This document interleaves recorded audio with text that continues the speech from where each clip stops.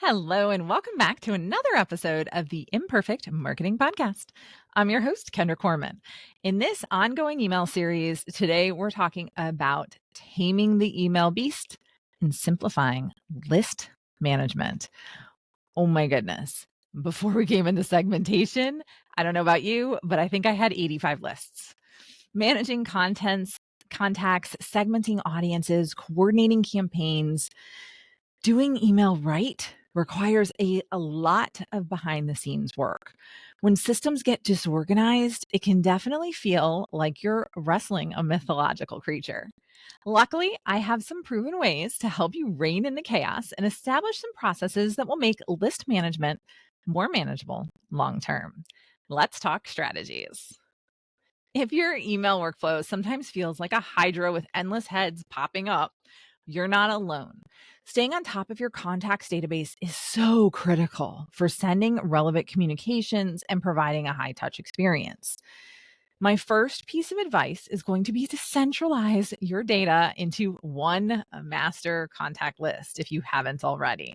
Maintaining multiple disjointed spreadsheets of names is a recipe for confusion and low email engagement.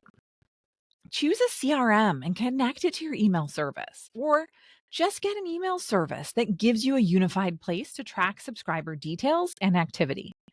Usually, when I'm recommending services, it depends on what you want your system to do and what interface you prefer. I love Constant Contact and ConvertKit. They're both excellent systems, have great deliverability and excellent customer service. I find that it comes down to personal preference on the interface and which one you want to work with, and sometimes a little bit with what you want to do with it. Once you have an email marketing system and you start growing your list, the most important thing that I can stress to you is to be able to segment your list later. A lot of people don't set up their email marketing system for the future, right? They're just setting it up so that they can start emailing because they don't have that many people.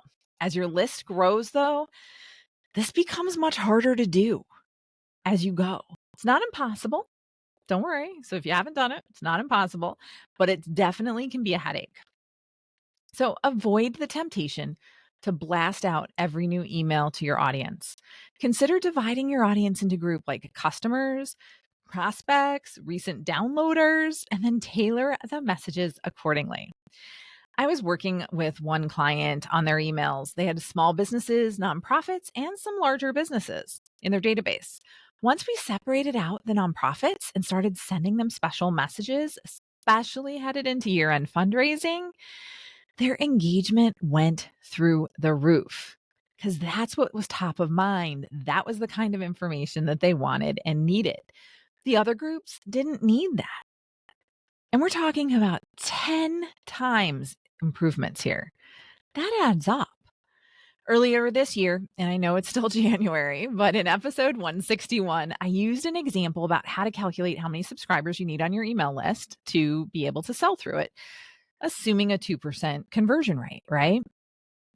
So you start with your annual revenue goal and how many sales you need to hit. Assuming a 2% conversion, how many people do you need? Well, if you need 50 sales because your average revenue is $2,000 per sale, then you need a total of 2,500 people on your list. If you already have 1,500, that means you only need to add 1,000. That's less than 85 each month and less than 20 more people per week. Now, what if your conversion rate was closer to 5%? Well, then you only need 1,000 people on your email list and you're already there. Segmentation is a powerful thing. Now, how do you manage this? Adding tags and creating segments. Many email systems are going to provide you with tools that will allow you to switch out one piece or section in your email. That's called dynamic content. You don't have to reinvent the wheel or create 8 emails for every email you want to send. Now, one of the biggest email beasts that I see clients grappling with is organization. Setting up consistent systems of folders or tags and notifications can wrangle all of those messages that are flying around and help you stay disciplined.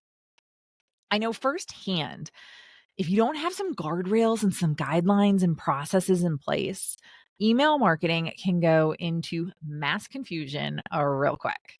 But implementing even a few of these list management best practices are going to help you rein things in. So, what's worked for you when it's come to taming the email chaos? Let me know on LinkedIn.